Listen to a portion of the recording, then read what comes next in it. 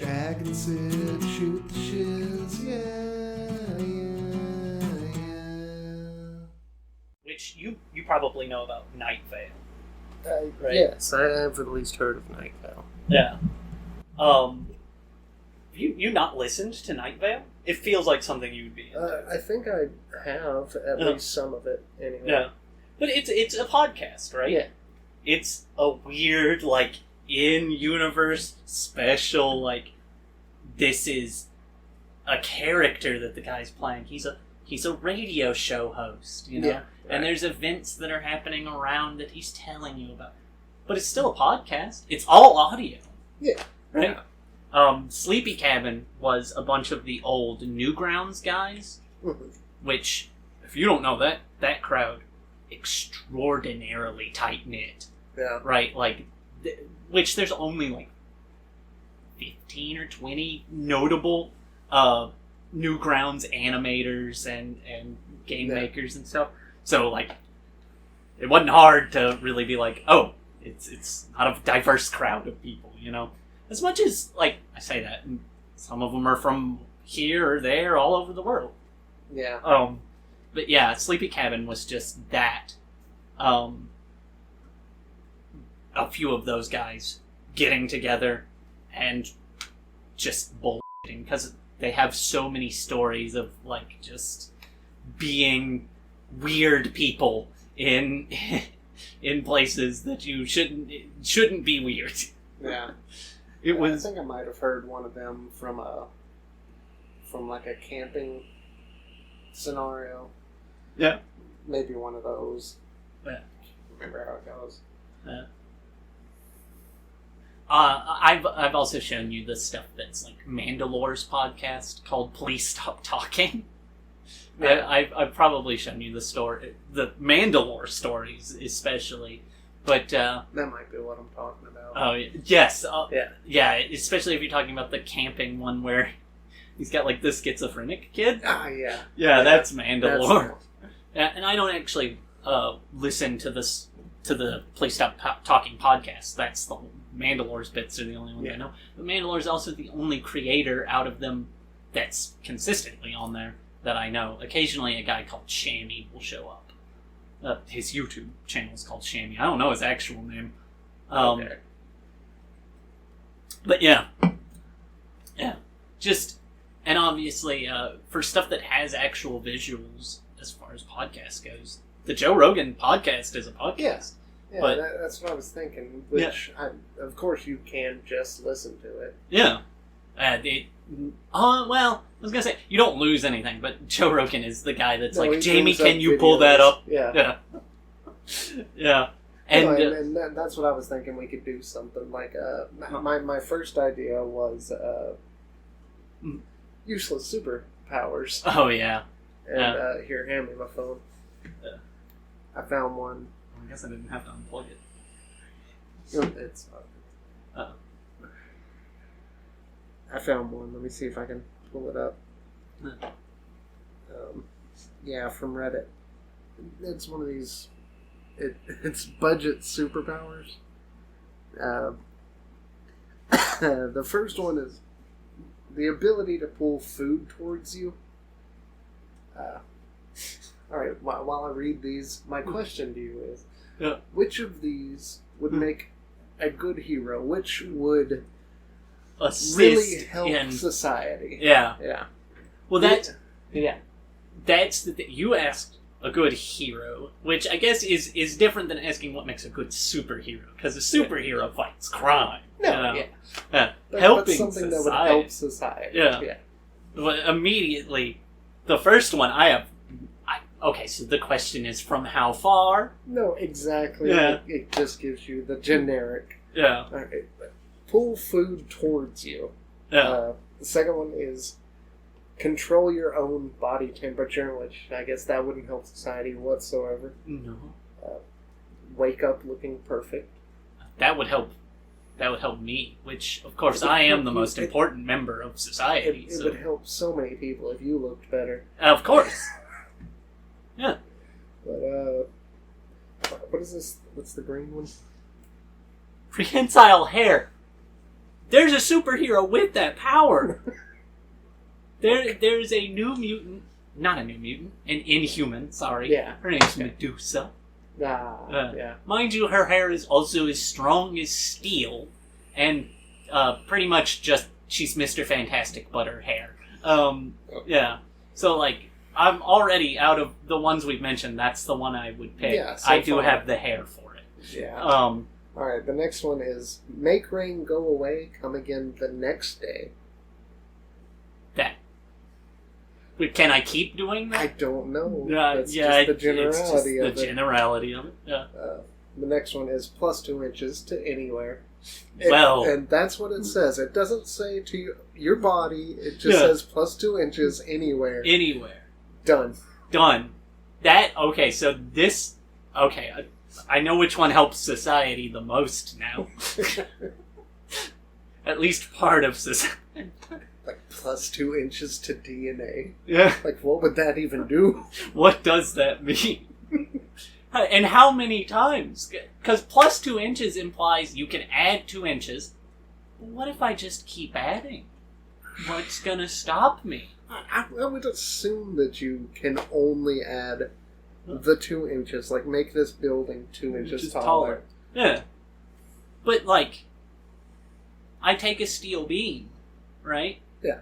I add 2 inches worth of steel beam. That's 2 inches of steel that didn't exist until that point. Maybe it's while you're trying. Yeah. Like as you're doing it, it's 2 inches. It's 2 inches. It's plus 2 inches. And then when you stop, it you just let goes go, away. the 2 inches go away. Oh. Is what, yeah. Oh. That's what it sounds like. That would be a very balanced way to make it just completely useless. Yeah. Oh. The next one is you are a high-speed Wi-Fi hotspot. So, I mean, it helps. It helps, yeah. And you like go to Africa. Well, you have to give them phones first. I think there is a program, like a charitable program, that is working on providing like technology to African nations. So maybe I wouldn't have to provide them the phones, but how far is your Wi-Fi? How far is my Wi-Fi is the thing. I am a high-speed mobile, Wi-Fi hotspot, but to what end? And also, how am I going to get over bandwidth? If like 6 people are like, hey man, I really need to watch this Twitch stream right now. To the extent of it, I would think that you have infinite Wi-Fi. Yeah. Like you're just... Yeah. No matter how many attached to you. But also, like, modern standards of high speed, right? Yeah. We're gonna get faster. Am I gonna be like, shit, I'm an outdated router? Should go back to 3G. Sorry, bro. I got my superpower back in fucking 2014. I don't know what to tell you. Alright, the next one is 15% discount on everything. So, if people go through you to buy things... Yeah, that's a 15% discount. I am just a YouTuber with a sponsorship for everything. Yeah. Use my referral code on literally anything you want. The last one is you can alter your weight. I mean, okay, so some of these wake up looking perfect. Yeah. 2 inches to anywhere. Yeah. And you can alter your weight. These are just like, are you self-conscious? Yeah. This is a power that's like, would you like to be pretty? Yeah. And yes, I would like to be pretty. Alter your weight. Oh. It sounds more like alter your mass. Like you're the same size. Yeah.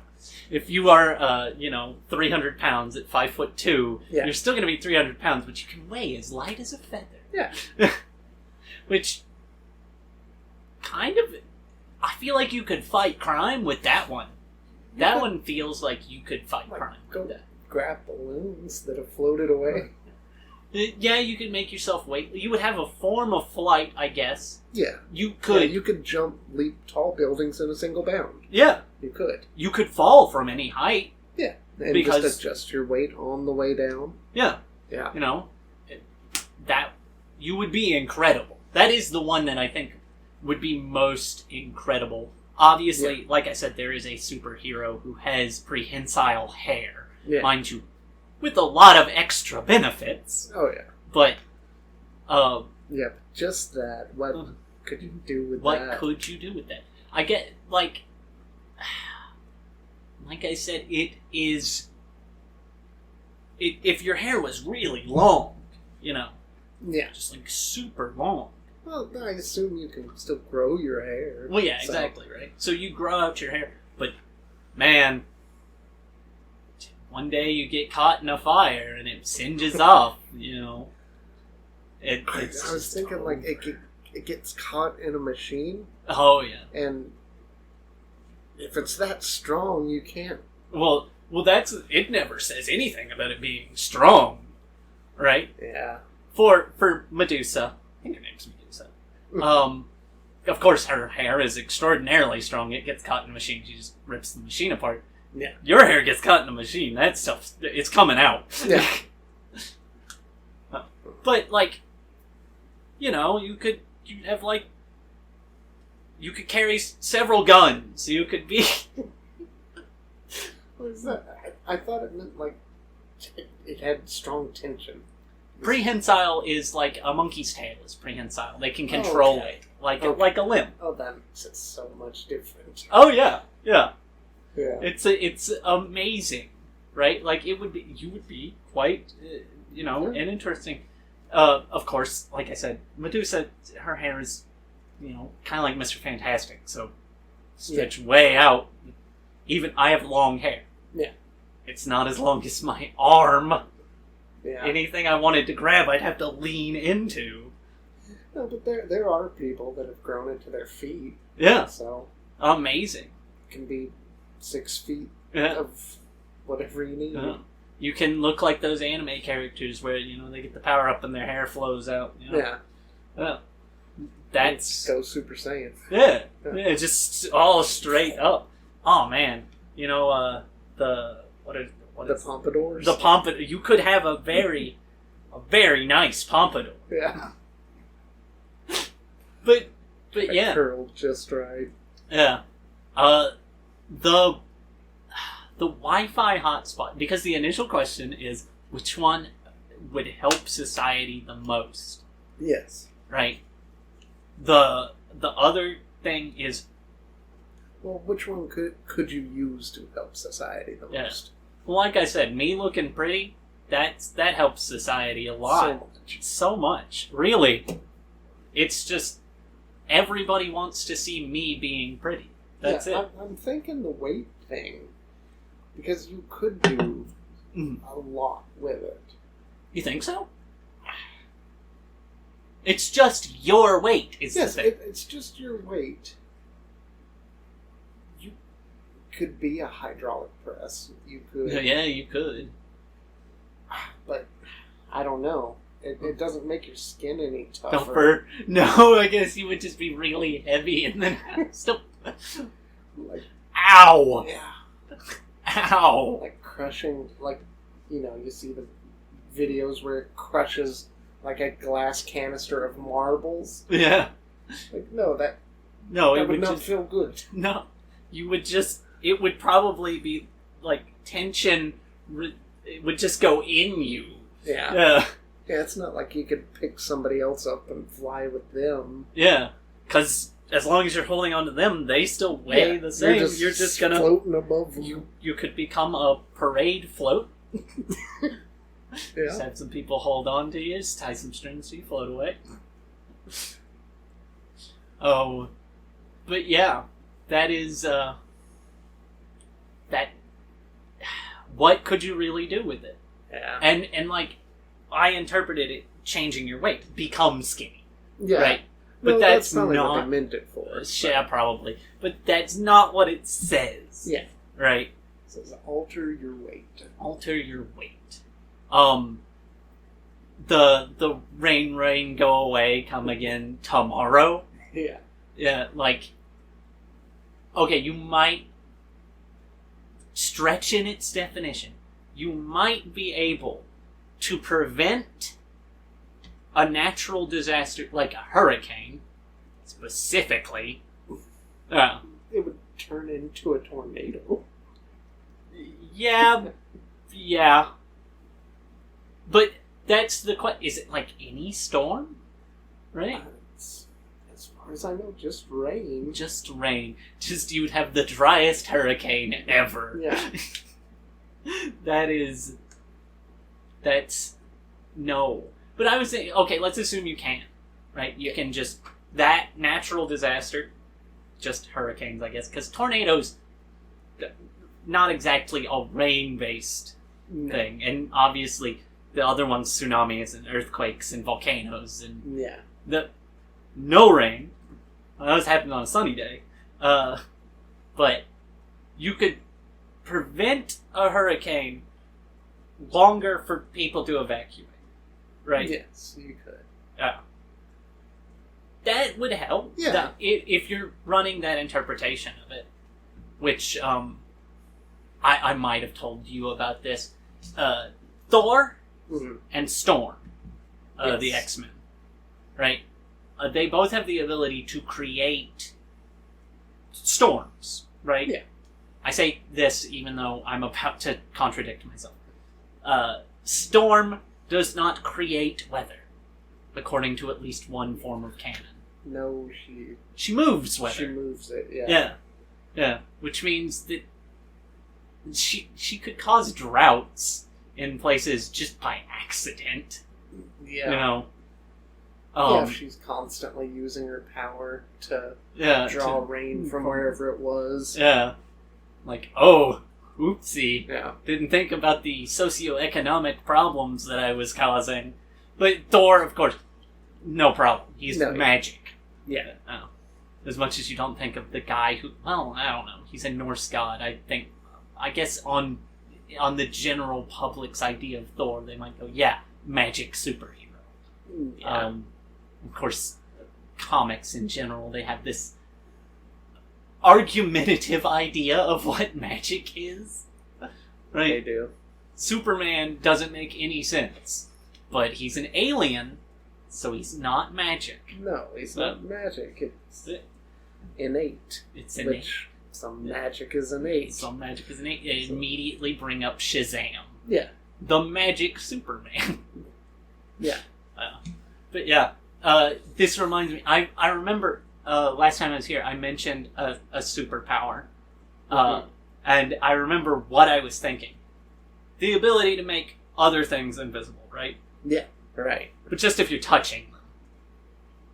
Right? Like you could sneak people into movie theaters. I suppose you could. Yeah. Yeah. Right? Like, it's not a horribly useless power. No, there are things you could do with it. Yeah. Which, of course, if I wanted to add an extra goofy stipulation, it's everything you touch turns invisible. Your clothes. Your clothes, the floor, just... Yeah. Which, of course, we've had this discussion a lot. What are you touching? What structure extends into the... Because I am standing, my feet are on the floor. Yes. Which means I'm touching the house I'm in. Yes, but you are just touching the mat that your feet are on. Yeah. And the floor is made of floorboards. Yeah. Individual boards. Yeah. Like, so... would the ones that you specifically are touching, would they be the invisible ones? Yeah. Or the idea of floorboards become invisible? Now that would be chaotic. You can make entire, just the idea of an object invisible.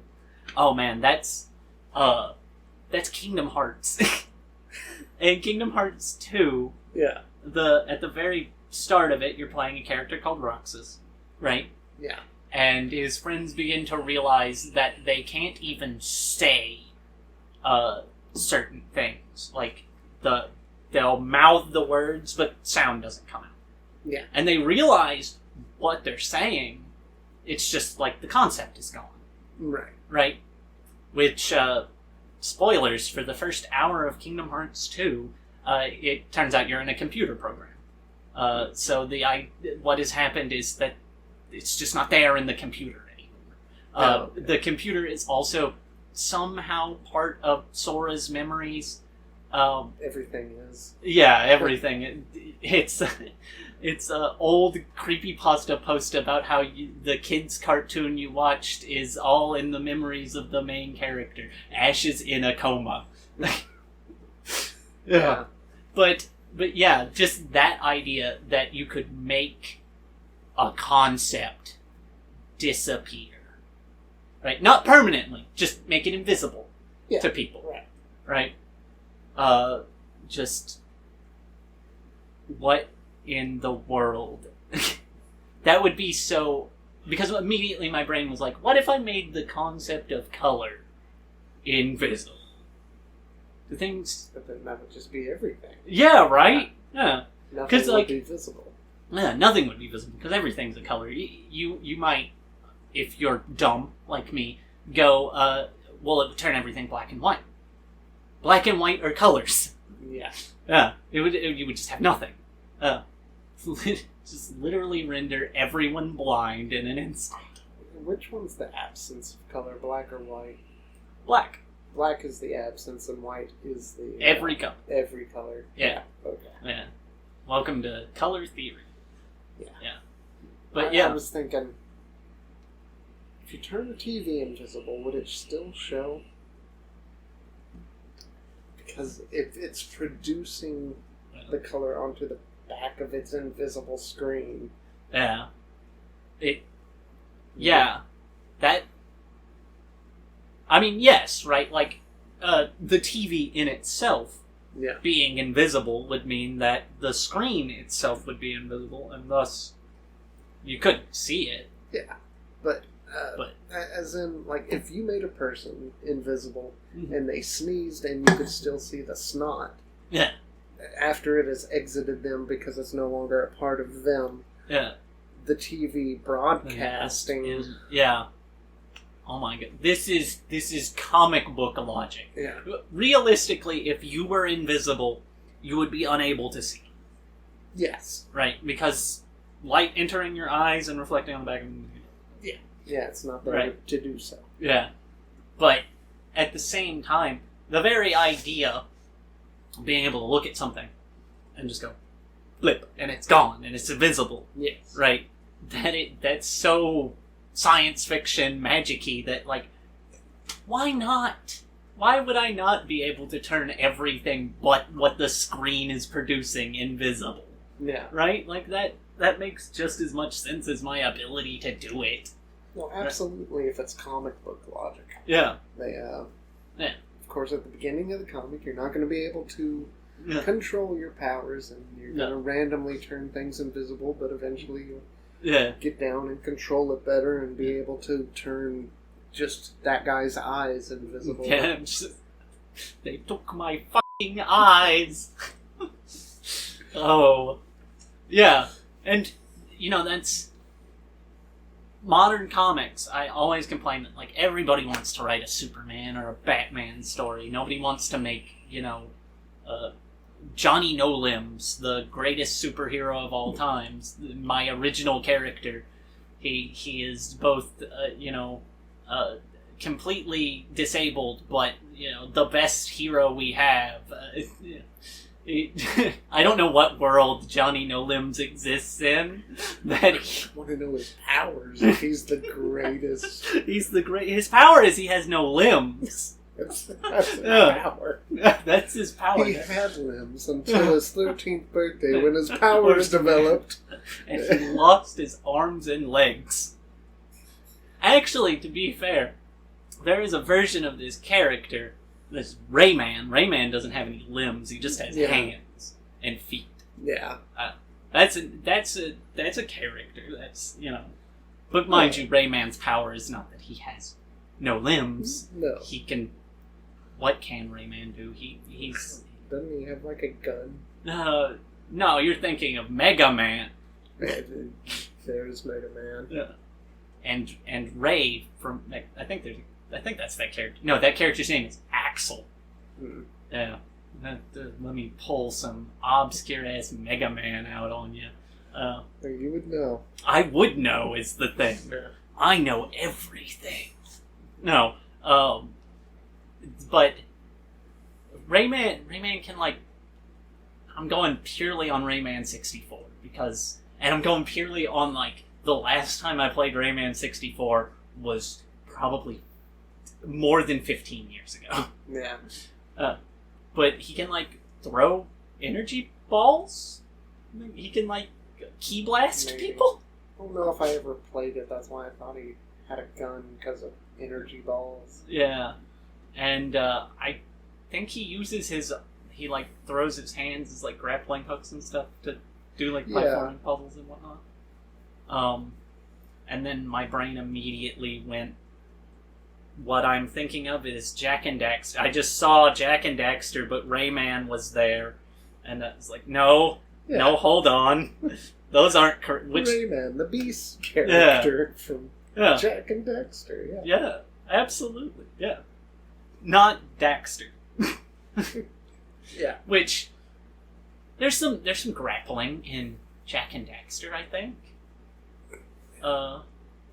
It's been 15 years since I played a Jak and Daxter game. Yeah, but yeah, that's just one of those, and like Rayman as a character, which we're off topic. Oh, but, absolutely. But just follow me on this. Rayman as a character, I think most people know him from the 3D game. Rayman 3D on the N64. Most definitely. Yeah. Not me, even though that's the only place I know him from. I just say not me because I don't know him. Yeah. But that is not his origin, but it has marked him so much as that character. And 3D platformers are known at least a little bit, which I say this, but like Mario 64 is the most popular 3D platformer, probably. They're known a little bit for their like collect 'em up, kind of Metroidvania type. Here's a power up, do a thing. Yeah. Yeah. Like 64, Mario 64 has some of that with like the metal cap and the wing cap and the transparent cap. Yeah. The one that makes him like he's not quite loaded in yet. That one. Yeah. But yeah. Jak and Daxter, I don't think has that many things that are like, here's a power up, do the thing. It's very well. I mean, you've got the eco powers. Yeah, they're just touch thing. It's very much like the wing cap from Mario, where like just in general, that idea that's just like it's a temporary thing you use to solve a puzzle. Yeah. But back on the powers thing. Yes. It's one of those things that like if you have a wacky idea for a superpower, right? Nobody's gonna pick up that comic, like to publish it, right? And there's been that's why you make them manga. Yeah, well, yeah. I mean, they'll pick up anything. They'll pick up anything as long as you. Sorry, this is a bit Japanese. As long as you're Japanese, they'll pick up anything. Yeah. But even when you look at the manga, really, what is the wackiest power you can think of as the main character's power? Because they always got that side dude who's like... Yeah. The one that I'm thinking is Shield Hero. Shield Hero, yeah. Just because it hasn't been done before that somebody has a shield as their main weapon. Yeah. Excuse me, not to bring up Kingdom Hearts again, but Goofy from Kingdom Hearts, man. Side character. You're right. Sorry. I'm disregarding my own rules here. Yeah. But yeah, You're right, and I haven't seen Shield Hero. I It's hear, alright. yeah, that's what I was gonna say. I hear it's okay. Yeah, I think a second season came out recently. Yeah, I think so too. Which,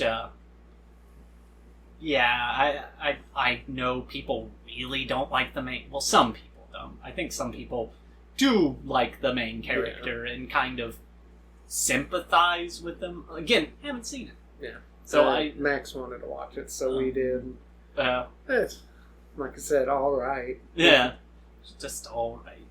Yeah, but really the wackiest things I can think of as far as like powers in manga, I think Mashal for one, but his power is that he's strong, like physically strong. Yeah. You know, it's not weird. He has super strength. It's like a standard superhero power. That is the one. Yeah.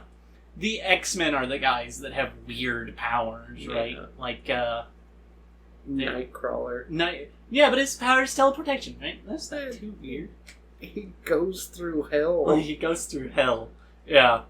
That is one of those things that I feel like the person who initially made him did not think about that. And then later people were like, well, why does it smell like sulfur when he teleports? Well, he's going through hell, man. I don't know. Walks through hell. Yeah. Which, that was one of those... Minecraft, Steve. He goes through the nether. the nether to try... Yeah, if only he had to walk at that speed to get... Yeah. That is a power and a half right there. The ability to teleport, but you teleport into a hellish dimension and you have to walk 1/8 the distance you usually would have to. So you want to... Is that not how it works? Nightcrawler, I thought that's why it was better to teleport. He goes through that dimension, Mephisto's realm. Yeah. He goes through it very quickly. Yeah. He basically just sees a flash of red and then he's back in the real world. No. Right. There's in one of the animated series, I think it was X-Men and Wolverine. Okay. Yeah. They put a device on him to slow him down while he teleports. And when he comes back, he's like, never again. No. Yeah. But yeah, just the idea that you can blink into another universe and then have to, and not even like a friendly one. Yeah. Which, again, the nether. Yeah, not a great form of travel. That also, Nightcrawler's teleporting through Mephisto's realm. That's another big reason that I pushed the American comic into kind of a lower class, because let's say I write the best Batman story of all time. Yeah. 5 years, maybe, until somebody decides that everything I wrote wasn't worth putting on paper. Yeah. And they just rewrite it. You know, there are 2 stories, Batman Year 1 and Year 2, that tell the origin story of Batman, and they are Elseworld stories, I think is what D&D calls them. No, DC Comics calls them. Yeah. And it's just like, yeah, this could be how Batman came around. And it's like, yeah, but when I read Dragon Ball Z, that's the story. That's correct. Yeah. I don't have to look at it and go, well, that might be interesting. Yeah. I'll hold that in my head canon. Right. Which I'm one for head canon, really. Don't go harassing the writers because you thought you could do better. Yeah. You know, which is not an uncommon thing to happen, apparently. No, yeah, it happens all the time. Yeah, Twitter is a hell site. Yeah. But I've read stuff that I hold and I'm like, well, I didn't really like where that went. I would prefer if it went this way. And a lot of the time, if you do have that headcanon, it don't work in the actual lore of the story, the canon. Right. You just have to rework everything around it. Yeah, because they're gonna keep writing, and Yeah. it's not gonna fit. It's not gonna fit. If it's the end of a story, headcanon all you want. Oh, yeah. Write your fan fiction, right? Yeah. That's all you can do, really, because the story's ended. I say that's all you can do. You're free to do it. Yeah. Right? Because, it's there, and you can just be like, well, that ending wasn't happy enough. I want a happier ending. So, Watson and Sherlock, they go off into the sunset and get married. That was, if you don't know, just to pull another random fact out, the first bits of, fan fiction, they were, at least some of the first bits, they were written about Sherlock Holmes because Sir Arthur Conan Doyle, the guy who wrote it? I think so, yeah. Yeah. He ended the series with Sherlock, taking a dive off of a cliff. Yeah. Yeah. And that was just it. And, didn't write another book for a long time. And people were like, I don't like that. So some people wrote some books, which I don't even know how accurate that fact is. Because, how do you check that? Yeah. Right? You said he wrote more books after that? Yeah, I think, which I might be getting the story wrong, because I do sometimes. But I think after he saw a bunch of people hey, didn't like it. You can't do that, he went and was like, fine, I'll write another book. Yeah. And that's just how I remember it. Headcanon about reality. That's the headcanon I hold about real world events. Oh. But yeah. I'm still trying to think about wacky manga. Because, oh, that time I got reincarnated as a slime. Yeah. My God, that guy's got so many powers, though. He does. He's got all of them. All the powers, man. Which, it's an isekai, and as an isekai, it's got its hands on the power trip. It's... Do you feel unloved and fucking appreciated? Just die! Just die! Yeah. Let some god give you this power that is secretly all powers. All powers. We made you into a goo blob. Welcome to being the best goo blob. Hell yeah, reincarnated as a vending machine. I'm pretty sure that's a real one. I think we've talked about it. I just can't see what you can do with a vending machine anime. Well, what about the video I showed you about being reincarnated as a dummy head Mike, only to the guy eventually realizes he is every item in existence. Yeah, but he's changing. Yeah. He's something else each day. Being a vending machine every single day, just sitting there. Who's going to reach their hand inside of me today? Oh, God. That's a terrible way of putting it. Oh. Of course, also the full title of the anime. Reincarnated as a vending machine who's going to put their hand inside me today. Yeah.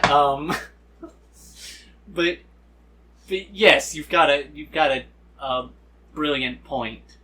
Which I know so little about.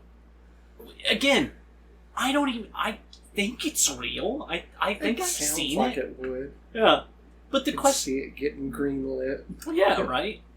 There are so many, I say so many. There's 2 manga that I can think of that are about manga artists and writers trying to get their manga published, which is a hilarious, combination of ideas. Yeah. I know there's one like that's a group of high school girls trying to get their manga published. Are you sure you're not thinking of Keep Your Hands Off Izakun? I have no idea. Keep Your Hands Off Izakun is about a group of high school girls who are making an anime. That might be it, though. Yeah. Yeah. Very cute anime. And I didn't watch it, but of course, like everybody, I just watch the clips on YouTube and go, it's my new favorite thing. Like you're supposed to. Oh, yeah. Yeah. I've never once sat down and watched a VTuber, but I can name all of them because my YouTube feed is all VTubers all the time. Oh. But, yeah, that's, it feels a little bit self-indulgent to be like, I'm making a manga/anime about making anime/manga. You know? Yeah. There's no way that you didn't put part of yourself into this. Oh, yeah. The one manga I'm thinking of is kind of fantastical. And you didn't read it. Just heard about it through one of those YouTube videos. Oh, yeah. But I think the idea, and it would be so much nicer if I could remember the names of these damn things.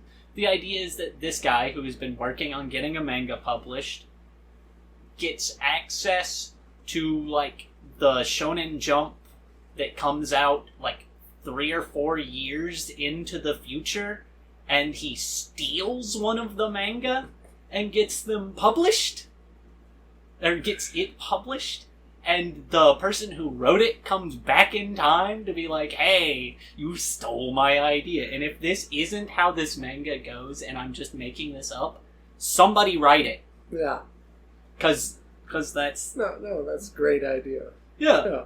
It was, just reading... But it's one of those things that, like, you can tell the guy who wrote it, if it's real. Again, somebody would correct me if they were knowledgeable of this, and I've got it wrong.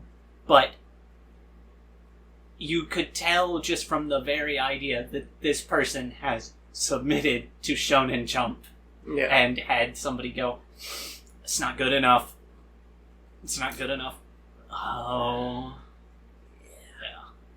Yeah. It's... Oh, but this one about it not being good enough. Oh, yeah. That's the good one. You finally wrote something I gave a shit. Yeah. Oh, thanks. Just had to, pour my heart out there. But stuff gets published.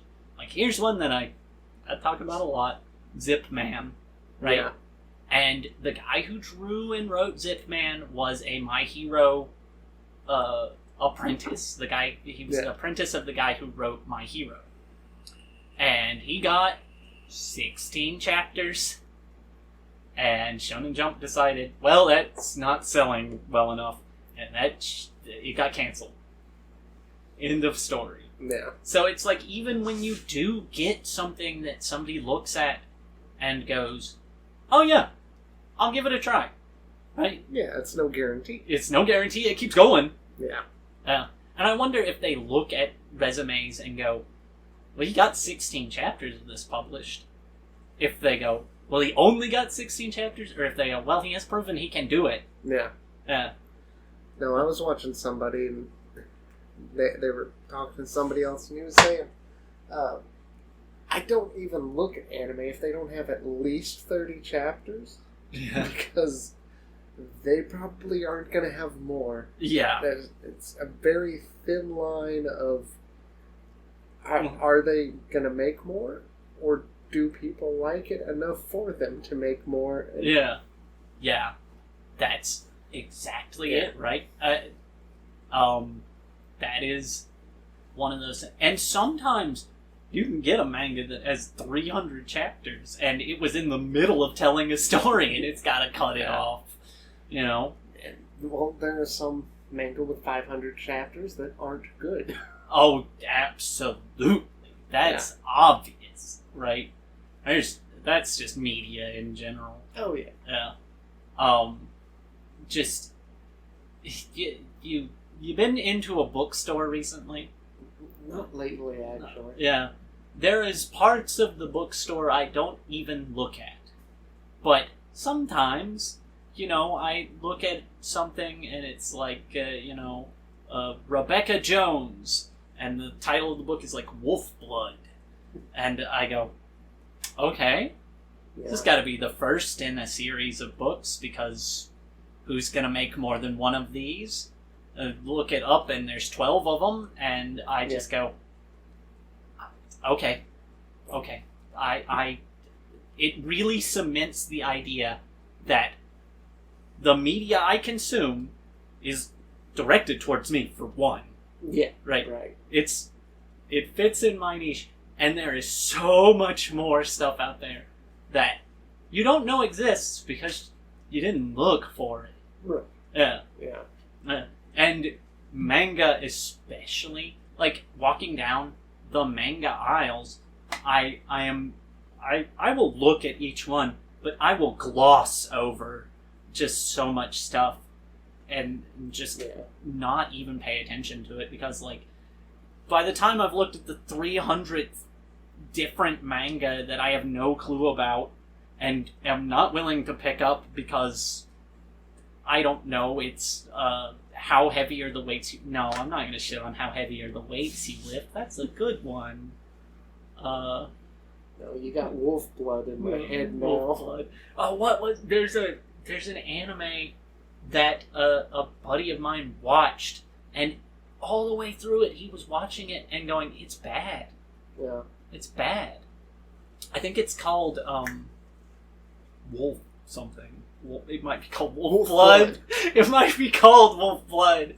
But it's like a 2005 anime, and he was like, I would ask, why are you watching it if you hate it? And he's like, well, I'm invested, for one, and for two, it's like it's got some good ideas. And like that can carry something with a good idea. But looking through manga, I eventually go, look, I'm here for Spy Family and Shaman King Flowers and Delicious in Dungeon, and if they don't have new issues, I'm just gonna leave the store empty-handed. I've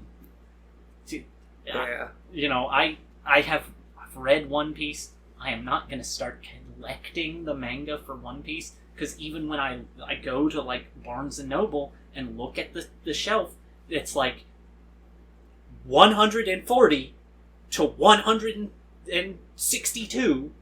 Yeah. And like...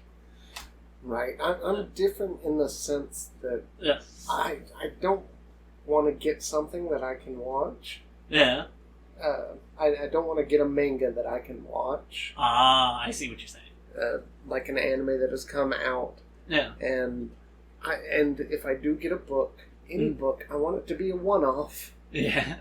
So that I have beginning, middle, and end. All like I got All You Need Is Kill. Yeah. Which is just one book, about 2 inches wide. Yeah. And it has its whole story. Yeah.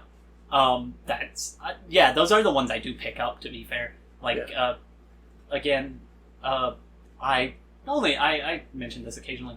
Comic Girl and Sazon, or Sazon and Comic Girl, I can't remember which one, was just, it was a big, thick manga that was all in full color, too. Yeah. And I looked at it and went, the art's cool, it looks like a Studio Ghibli film, but on paper, pretty much. Right. It's got its own art style. But it was cool, it was good, it had an ending right there in one book. I picked it up and I read it and was like, awesome. Cool. But there's some draw to me, which, worst part about it is, you can read this stuff online. Oh, absolutely. Right? And not even pirate it. You can go to the Shonen Jump app and read it there. And that's it. That's all you have to do. Which the Shonen Jump app is not... It's like $2. Yeah. Really not a big purchase. And it's a ton of manga. Mind you, published by Shonen, but not on the Shonen Jump app. Shaman King Flowers is not there. It should still be published by Shonen. I doubt they switched publishers. But it's not there. So that is something that if I wanted to, I wouldn't have to buy it. but I prefer to buy it because, hey man, I love Shaman King.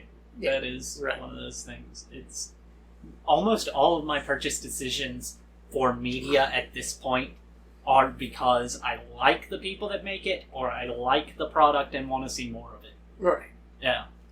And you like having physical copies anyway. Yeah, that is a big thing, especially as, like, you know my propensity to buy old games as physical copies, as much as those are way easier to just pirate. Yeah. I was looking for a game on the PS1 that somebody mentioned that they were just... I was watching a YouTube video of it, and they were talking about it, and I saw it and was like, oh, that looks cool. So I went and looked for it. It's Silent Bomber. Okay. Yeah, I went and looked for it, and I was like, $200. Yeah. I guess that's not going in my collection. Yeah. All the good old games, if you want physical copies, it's like $200. Yeah. I mean, I am so happy to still have a working version of PSO for the GameCube, because exactly. that shit just keeps going up. I still got mine right over there. Huh? I got it on the computer now. Yeah, well, that's the thing. And this has always been my thing. There's literally no way for me to purchase that game and support the developers who made it. No, it's not supporting the developers anymore. It is putting it into Game Store. Yeah. It's supporting the dude who bought it off of somebody who was like, I need some money. Yeah. Which, my collection of games is relatively cheap games. But there's some part of me that is like, you know, here in 15, 20 years, Ape Escape 3, man. Somebody's gonna pay $70 for that game. Yeah. So I don't feel so bad about owning 2 copies of it. Never played Ape Escape. They're great games. No, I keep coming across things that are like, see if you can name this game tune. I'm like, what the fuck is this one? Ape Escape, I never played it. Never played Ape Escape. No, I relish in my ability to do that. Is as much as I like see. I've seen these games and they're in my memory banks. Right. So I've never played Siphon Filter, but if you put up a character from Siphon Filter, I'd probably go, it's probably that Siphon Filter character. Ape Escape was one of those ones that when I was a kid, it was on demo discs. Mm-hmm. It was sometimes in like the old demo kiosks that Walmart used to have, where you would crane your neck and get a stiff neck. It was there sometimes, and I would be like, Mom, Dad, get me Ape Escape. I want to play the monkey game. And they were like, we just bought Final Fantasy X. I don't know what to tell you, kid. Yeah. On demo disc, speaking of, is the only time I ever played Crash Bandicoot. Oh, yeah. Just on the demos. No, not until I got the Xbox One down there. Yeah. That was the only time I had a full copy of a Crash game. Oh, yeah. Yeah. And, I don't get the appeal. Now, that's not a great thing to say on the internet, but, it's, I'm not a platformer guy, but even if you are a platformer guy, that shit is so hard. That's what I was gonna say. Yeah. I like a challenging game. I do. Yeah. But my good God, they were not pulling punches. No, there's a challenge and then there's a brick wall. Yeah. Yeah. Which, you know, there's people out there that breeze past it. Oh, absolutely. Right? Absolutely. Well, people love Dark Souls. People love Dark Souls. Yeah. People love Dark Souls, and I feel like it's become the thing. If you don't like Dark Souls, You're not a real gamer. Yeah, get good. Get good. Can we... Which Dark Souls, I don't have legitimate complaints against. Yeah. I've never put the time into Dark Souls. Really, once you get good... Yeah. Once you get to the tactile skill, Dark Souls' difficulty kind of levels out. Yeah. I don't like Bloodborne. And it's I guess it's because I'm dumb. I don't know. Never played it.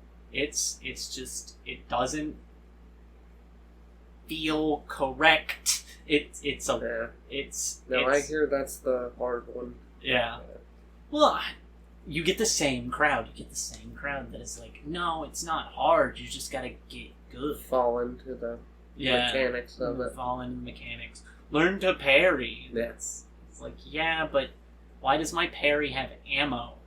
You are literally saying if you are not good at parrying right now, you will not be able to parry later. Yeah. It just... Goofy things. But I always thought I'd like Sekiro, which I... Learn to parry. Sekiro is all parry. I have no problem with that because Sekiro's parry doesn't have ammo. You know? I'm not good on that quick time events.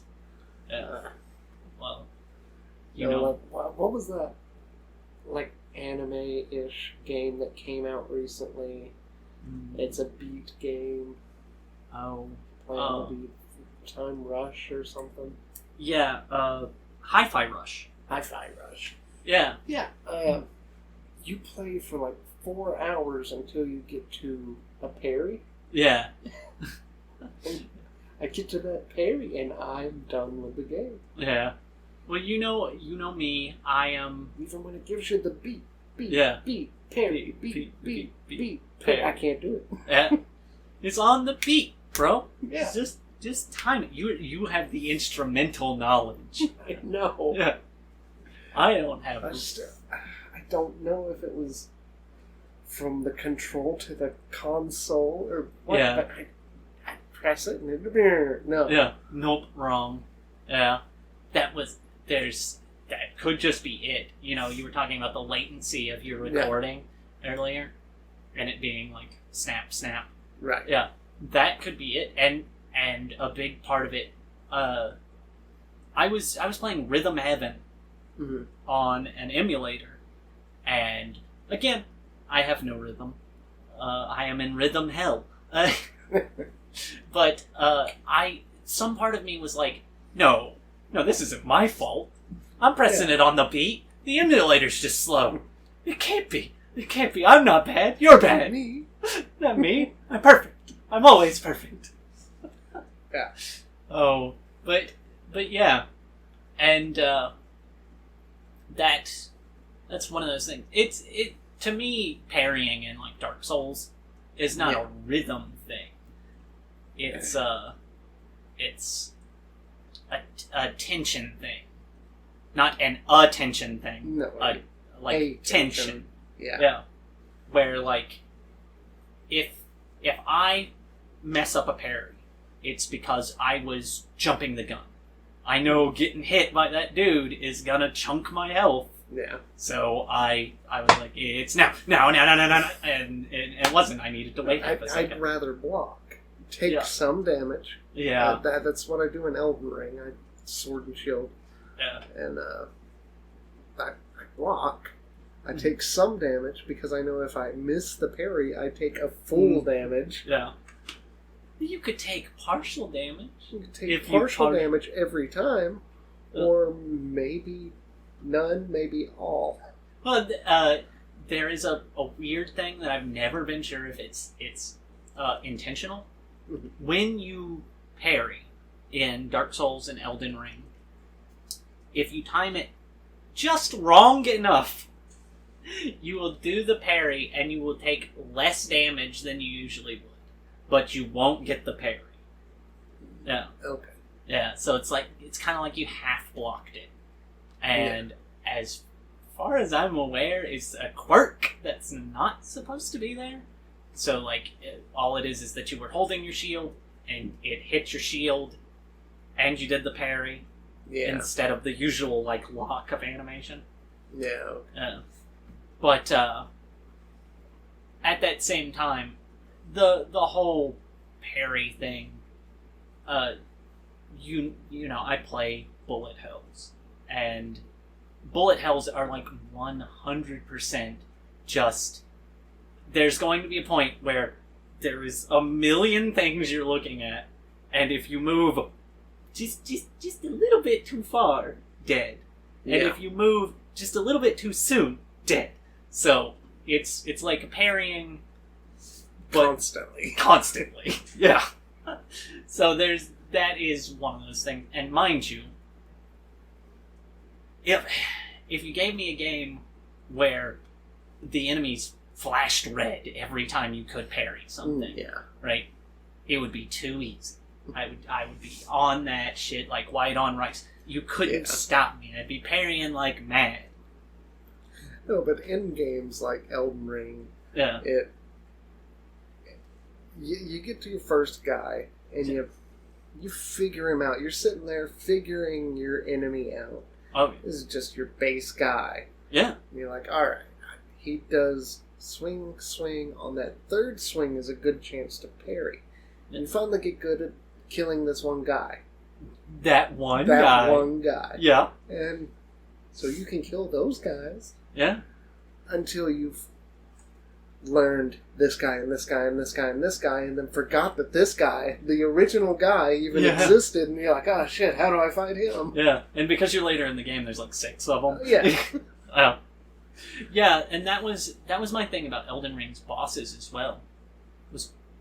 There was bits of that where it's like, do they want me to parry? Because there's shit that the bosses do that you can't. You can't parry that. No, yeah. Right? You can't parry that one, you can't parry this one, you can parry this one. Yeah. And how do you know? How do you know if you can parry? Do it over and over and over. Yeah, and because your parry timing is so specific... Yeah. You don't even know if you don't even know if you just messed up. Yeah. Like it is parryable, but you don't know because you parried a little early or a little late. Yeah. You swung it and he hit you at the same time. Yeah. But does that you mean... were supposed to parry a little earlier to preempt the strike. Yeah. And it's not like every boss is like, well, this is a boss you preempt the parries on. Yeah. And this is a boss you don't. No, even the same boss. Yeah. Sometimes you preempt the parry, sometimes you go a little after. Yeah. Yeah. And again, I'll never jump in Elden Ring. You can dodge some things by jumping in Elden Ring, and I'm like, I have a dodge roll. Yeah. Mind you, some of the shit, if you're not in the right spot, you can't dodge roll out of it. Yeah. But yeah, that never came up in Dark Souls is the thing. It never comes up. You're never like, can I parry that? You don't worry about it. You have the dodge roll. The dodge roll is to make sure you don't get hit.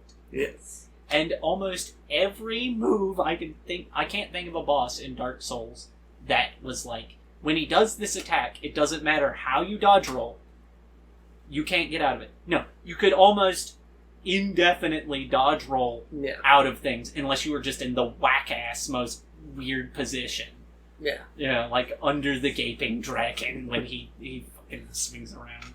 Or something like that. Which, the final boss of Dark Souls, easiest way to beat him? Learn to parry. Learn to parry. Yeah. Almost everything he does is parryable. And you know how much damage riposts do. Yeah. But yeah, it's one of those things where I feel like if you could parry everything in Elden Ring, if you could just parry maybe everything that wasn't a breath attack or like a giant fireball or an explosion or something like that, if you could parry those, that would be goofy. But if you could parry every melee attack from a relatively human-sized creature, because obviously the first big boss is Margit, and you can parry some of his attacks, but not others. I don't parry in Elden Ring. Yeah. Yeah, that's the thing. But some of the human-sized enemies, you can't parry their attacks. Some of them. Some of their attacks, rather. It's one of those things that's just like, there's no incentive to learn to parry unless you are the most patient person on Earth. Yeah. Because there's so many attacks every single enemy does. Exactly. And each one different. Yeah. And, what do you call it? The thing that closes on you? Oh, the Iron Maiden. Iron Maiden, which that's not its name. Well, but that thing, you know what we're talking about. Yeah. I haven't gotten one to half health yet. Yeah. I'll tell you the only way I was able to get one of them killed, and it took so long, was spamming pyromancies at it. Any kind of, like, distance-based fire move, which I think the one you have on your character is, like, holy damage instead of fire damage. It's something like that. It's something fire damage. Yeah. But, like, that was it, and it took, like, an entire, like, all of my mana regen. Yeah. And all, like, it was ridiculous. If I remember right, I think I did throw that fire at him a few times, and while it was closed, it did less damage, but if I let him open about to get me and I backed up and threw it in, I think that did more damage. I'm not sure, though. Thanks, Elden Ring. Yeah. What are you supposed to do if you're a melee character? Well, just run away. Just run away, I guess. Yeah. It probably doesn't even give you very many souls anyway. Yeah. It does feel like something that you're not really supposed to kill. Yeah. Which is, again, an uncommon thing for a Souls game. Yeah. You know? There probably is some way to cheese it. Some easy way. Yeah. But it just reminds me of stuff like the Black Knights and Dark Souls. Very early on, you can run into these big, mean guys. You know, I wanted to call them motherfuckers. I don't care. I'm just going to call them motherfuckers. But you come up, they fucking slap your ass, and you're dead. And maybe your brain goes, I'm not going to mess with that guy. You're supposed to fight that guy. Yeah. But, or you do. You keep doing it, and you're like, oh, they're kind of easy. They're kind of easy. Again, an enemy you can parry. Yeah. But legitimately, the first one you run across, you can just backstab him and lock him, and he dies. That's all you really have to. It's kind of tricky. Yeah. But it's tricky because sometimes the backstab doesn't go through because Dark Souls. But yeah, it's thinking about the difficulty of games. There's no intermediately difficult games anymore. No, it's nearly all or nothing. Yeah. Breath of the Wild, Tears of the Kingdom, it's an intermediate. Yeah, I guess there is points of that where it's like, it's pretty difficult, you know? I mean, it really depends on how far you are in the game, really. Yeah.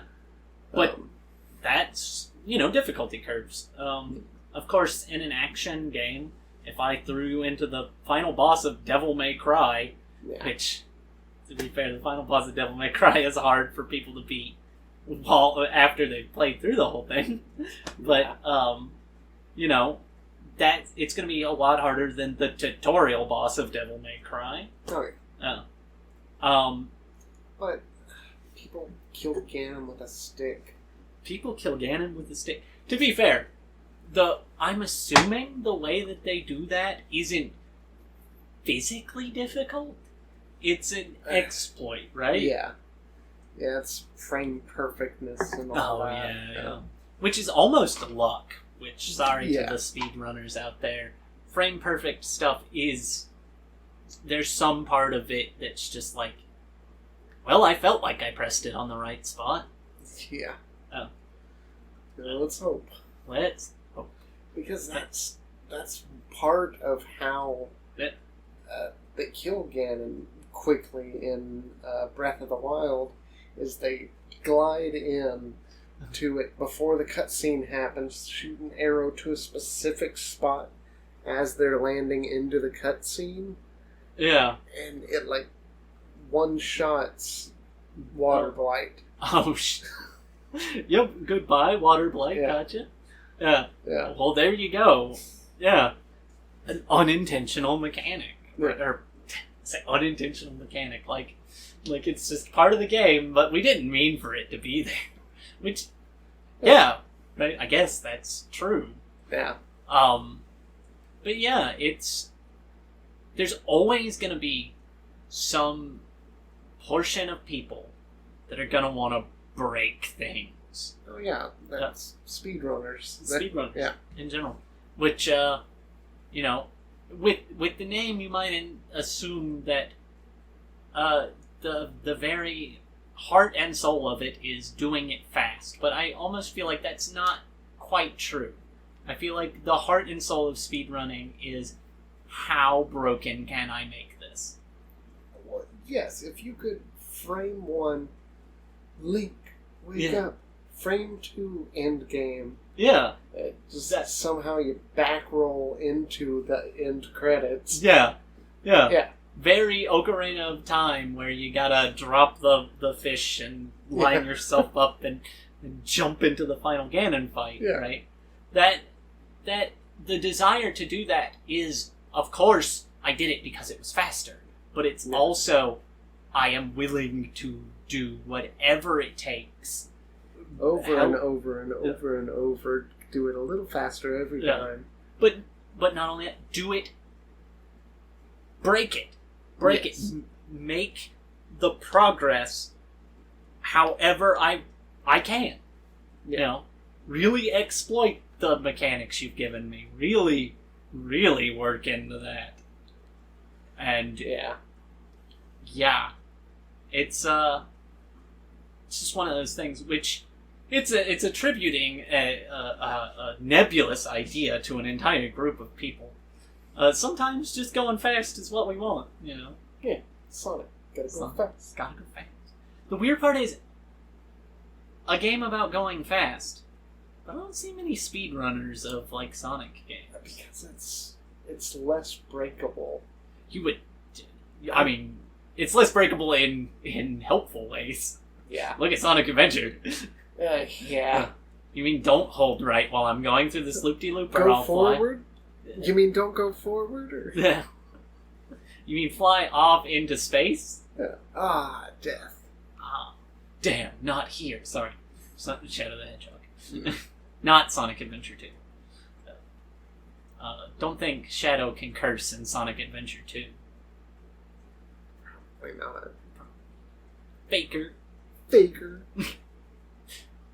Oh. That is... Yeah, the voiceover on that. Oh. Just that whole game was not that great. No. They were reading dialogues over each other. Over each other, yes. Which, as far as I'm aware, the reason for that is because the Japanese audio fit into this segment of time. Yeah. You make it into an English sentence, it's a little bit longer, so it overlaps, but...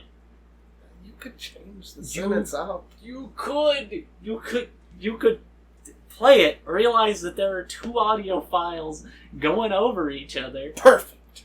Yeah. No. As far as I'm aware, the Japanese audio doesn't do that. Yeah. I haven't played Japanese Sonic Adventure 2. If it does overlap like that, I won't be surprised. Yeah. Oh, I do really like those games. Yes. I'm not a big fan. Like I'm not super into the lore. Most of what I liked was the chows. Yeah, right? Fake fans, Tom, that's what we are. Yeah. But, I mean, the game was fun. It played well. Yeah.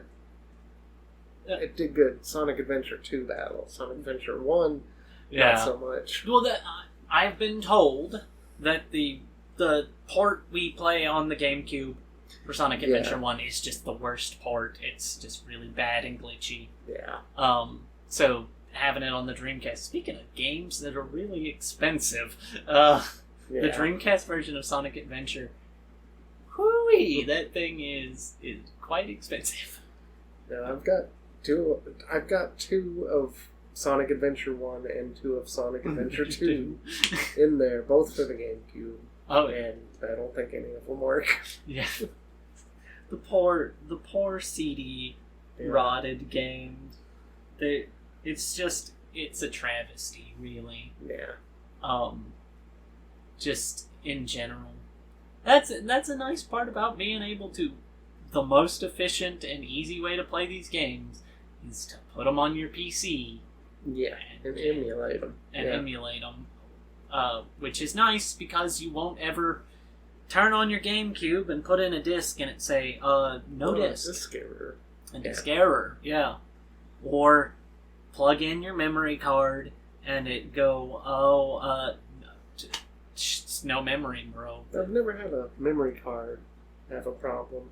Not on my GameCube. Yeah. But the old PlayStation. Oh, the PlayStations, yeah. Yeah. They would, and a lot of the times, I didn't realize this, I must have been playing some terrible, like, garbage bin games, because a lot of the times the stuff that corrupts those is the save data from certain games. Yeah. Okay. Yeah. Horrible, right? Yeah. Like, it's just such a terrible game that it doesn't save well enough to not ruin your... its own save data was the thing corrupting it? Yeah. Okay, I thought you meant, like, if you saved this game, it corrupted that game. Yes. It corrupted your memory card. No, it corrupted the memory card entirely. Entirely. Yes, you would Okay. You would lose sections of memory because X game would overwrite another game, but not completely. And so when it tried to load the save data, it would load both save datas and then be like, no, no good. Well, I guess each system had its faults. GameCube discs, PlayStation memory cards, Xbox. It was perfect. It was perfect, Tom. Sure. Sure. That's what I meant. If you're talking about the original Xbox, it was the greatest system ever made. I never had an original Xbox. I had 5 360s. Yes. Yes. Yeah. The Xbox 360 is its own beast. But the original Xbox, its biggest sin is that it has no games. Yeah. I mean, it has games. It has widely acclaimed games. Was Halo on the first one? Yes, the original Halo was. Obviously, right? Like, yeah. Boom. There you go. Like, there's nothing. But the Xbox did kill Banjo and Kazooie. Yeah. The games that I can think of that people really liked on it are like Last Story, one of the longest RPGs of all time that came on like 4 discs. And like nobody knows about that game. Nobody's like, oh man, Last Story, bro. I think it's a game that had 4 discs and it was a Final Fantasy-esque game. I've told you about it before, but I can't never remember the title. I might actually be wrong and Last Story came out on the D360, but that might be what you're thinking of. I think it was actually on the PlayStation 2. Oh god. Yeah. Oh god. What have you done? Multiple game discs on your PlayStation 2? You're asking for trouble. Never got to the second one. Its difficulty spiked early. Oh yeah.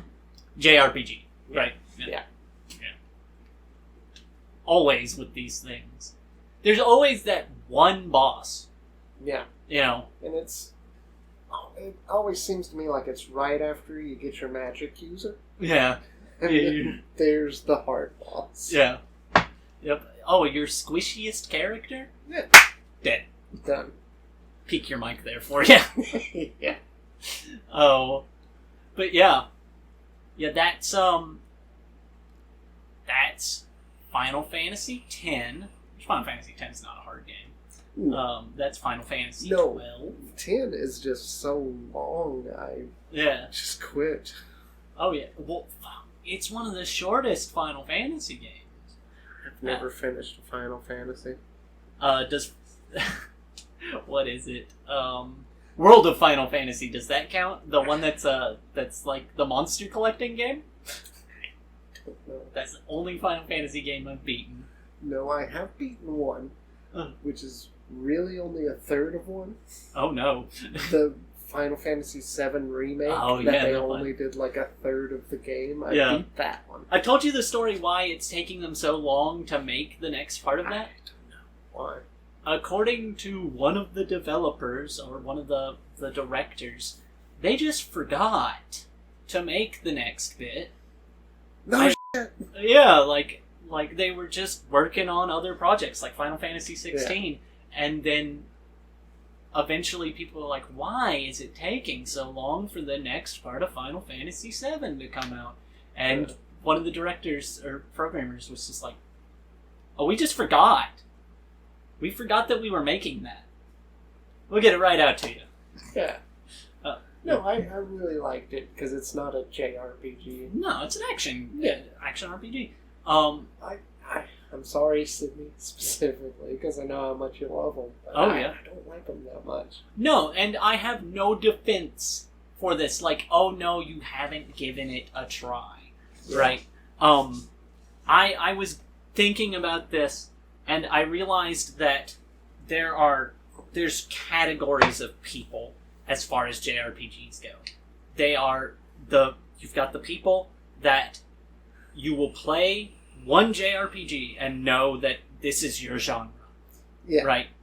And then you've got people like me who played several JRPGs before they're like, I'm weird enough to like this. Right? Yeah. And then you have a category of people that is like, this one JRPG. Right? Yeah. This like one. That one. This one. Yeah. And that's the way it goes. Obviously, some people will play something like Tales of Symphonia, which is a JRPG, but it's got action combat, right? And that obviously sets it apart, but sometimes that's their gateway into playing something like that. I think that for some people, Dragon Quest Monsters was their gateway into playing Dragon Quest. Dragon Quest Monsters, of course, the Pokemon of Dragon Quest is... It just, you collect monsters and you make them fight. But, you go, I like Dragon Quest Monsters, I'll try Dragon Quest. And that kind of leads into that. And if you can stand Dragon Quest, you like JRPGs. That's just the way it's gonna go. If you can't, you're gonna end up being one of those people that's just like, no. Yeah. But again, I just, you said you don't like them. I have no defense for that. I can't be like, well, really, you're just not touching. No. There are outliers. That's all that it is. There are outliers to JRPGs that maybe you would like.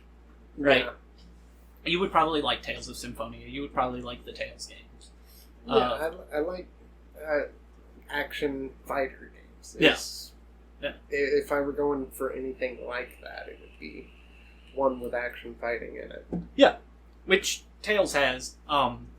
Symphonia, of course, is kind of limited. It's still pretty much turn-based combat, but you're moving around and you're doing sick combos, but those sick combos don't really get super sick until you're like level 30. Yeah. But Final Fantasy 15, it kind of turn-based. I mean, it's action fighting, but like you gotta attack, wait for it to build back up and attack. Yeah. But you still get to run around and dodge their attacks and whatnot. Yeah. It's the better version of Final Fantasy 12, I think. The one where you got not 12, 13. Sorry. Okay. 12 and 13 have the same problem where like you can enter combat and you can move around, but there's no point. Yeah. There's no point in moving around. You have that Arceus. Pokemon Arceus. You can get into battles. And when I found out you could run around, which is pointless, completely pointless, but I was like, oh, this is amazing. Yeah. Because you can't do that in any other Pokemon game.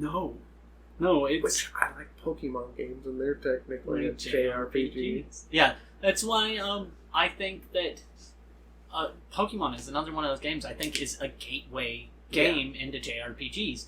Because if you look at them as JRPGs, you might look at something like Persona. Yeah. And be like, well, that's, that's kind of Pokemon-ish. You got the personas and whatnot, and if you play Persona, you're probably going to eventually look at Shin Megami Tensei. Yeah. And definitely not going to look at it and go, oh yeah, definitely going to play that one. You are going to get very confused and not know what to do with it, and you either brave that terrible journey, or you just let that butterfly fly free, you just let that one go. But that's Dragon Quest Monsters.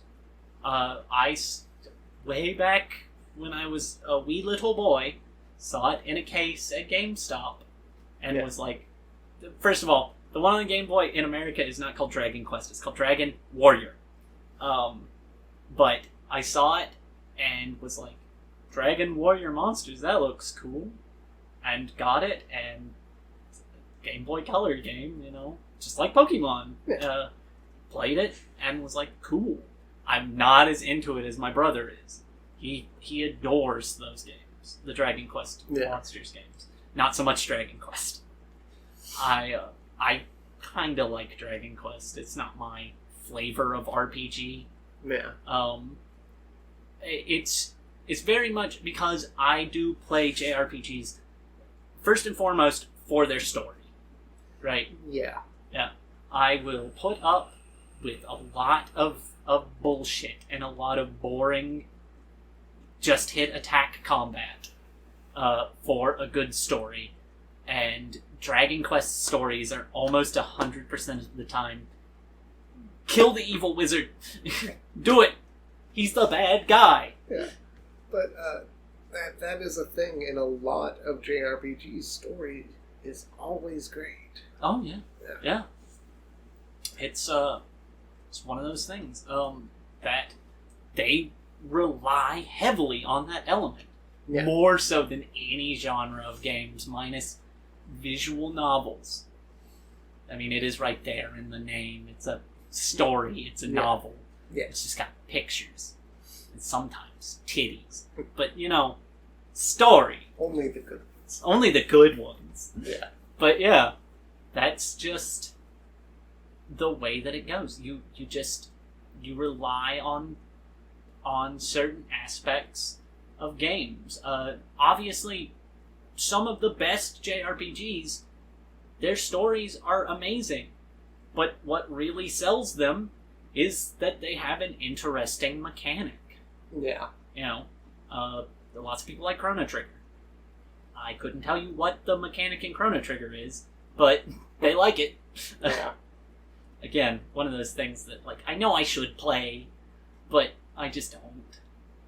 I could, and I haven't. Played Earthbound, though. Played Earthbound. Nobody get me on Earthbound again. Again. Nope. Never again. I know Earthbound. Yeah. Yeah. But Earthbound, what's the most important part of Earthbound, Tom?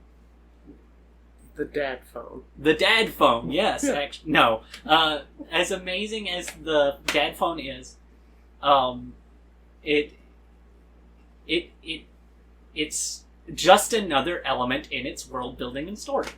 Yeah. That's why people like Earthbound. Look at how much influence that had. Yeah. Yeah. It is a very strictly... So the weirdest mechanic in Earthbound is that as long as you heal somebody before they hit 0 HP... Yeah, you're good. You're good. Yeah. That's the weirdest thing about Earthbound's mechanics that I can think of. Right? Yeah. There's other little things, like your teleport, you need a long, straight path. Yeah. Because you gotta pick up speed, you gotta hit 88 miles per hour. Yeah. But, like, other than that, it's wacky, it's got interesting world building, it's got a semi-dark and serious story. And that's why people like it. That's all you needed. Yeah. And there you go. I'm gesturing as if though. But, like, that's... It loops back to that idea that, like, what more could you ask for? Why is it that games are either Animal Crossing or Dark Souls now?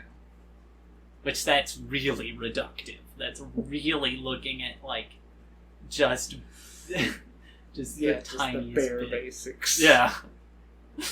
Alright, but to wrap this up, Yeah. what's your answer? For which one I would pick or which one would benefit society? Both. I would definitely pick the 2 inches. The 2 inches, yeah. That's just, it's gotta be there. But you know what? I think pulling food, that's the one. That's the one. That's We the one. overlooked That's both it. of them. Yeah. It's both of it. Pulling food, that... Like, out of the... Could you pull fish, living fish, out of the ocean? They're food, Tom. You can eat those. And is it specific? Like, can you say pull fish? Or if you pulled out of the ocean, would you pull algae and fish? You just have a conal area that pulls to you. Tell us in the comments below. Oh, yeah, that's that.